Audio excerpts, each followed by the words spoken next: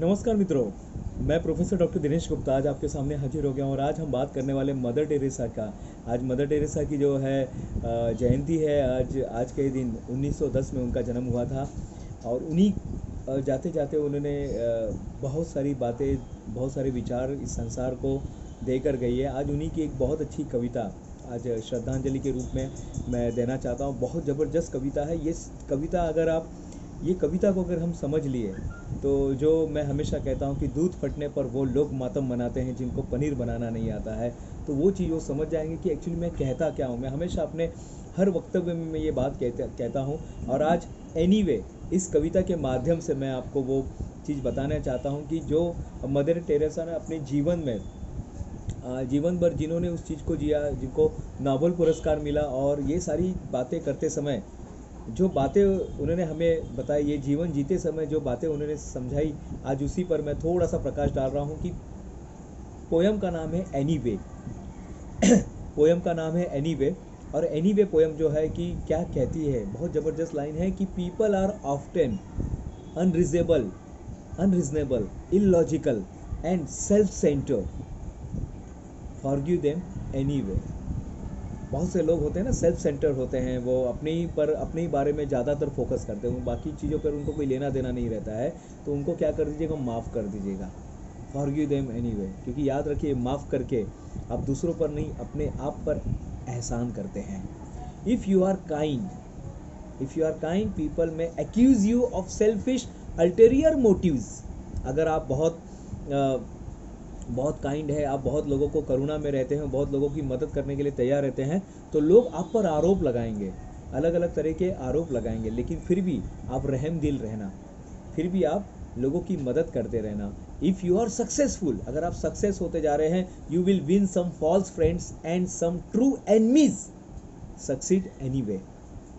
हो सकता है कि आप जब जीवन में सफल होते रहेंगे तो बहुत सारे लोग आपको मिलेंगे बहुत सारे लोग, अलग अलग लोग आपको मिलेंगे, लेकिन याद रखिएगा आप सक्सेस होना छोड़िएगा मत। सक्सेस होते रहिए, सक्सेस की सीढ़ियों पर चलते रहिएगा। If you are honest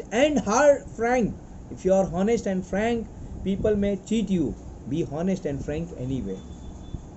what you spend years building someone could destroy overnight, build anyway. आप जिंदगी भर जिस चीज़ को बनाने में लगे हुए हैं वो शायद एक रात में तोड़ दिया जाएगा, लेकिन फिर भी बनाते रहना। वो चाहे रिश्ते हैं, चाहे बिल्डिंग है, चाहे बिजनेस है, बनाते रहिएगा। Sorry. If you find serenity and happiness they may be jealous, be happy anyway. आप जब शांति और खुश रहेंगे तो शायद कुछ लोग आपसे चिढ़ेंगे, लेकिन फिर भी आप खुश रहना छोड़िएगा मत। The good you do today, people will often forget tomorrow. Do good anyway. शायद जो आप अच्छा कर रहे हैं आज लोग भूल जाएंगे, बट आप अच्छा करते रहिएगा, भूलिएगा मत। Give the world the best you have. Give the world the best you have, and it may never be enough. Give the best you have got anyway. जो अपना बेस्ट है वो देते रहिएगा उसको छोड़िएगा मत। लेकिन अपना बेस्ट देना छोड़िएगा मत। लोग शायद भुला देंगे, लोग आपको शायद जितना आप देंगे वो कम ही रहेगा। और जो लास्ट की लाइन है वो याद रखिएगा। ये पोयम पूरा मैंने जो पढ़ा है सिर्फ यही लाइन के लिए। The final analyse between you and your God, not between you and them anyway. Last में वो कहती है कि आखिरी का जो ये है ना, आखिरी का मकसद आपके और आपके जो आखिरी का जो रिश्ता है वो आपके और आपके ईश्वर के बीच में है, not you and them anyway.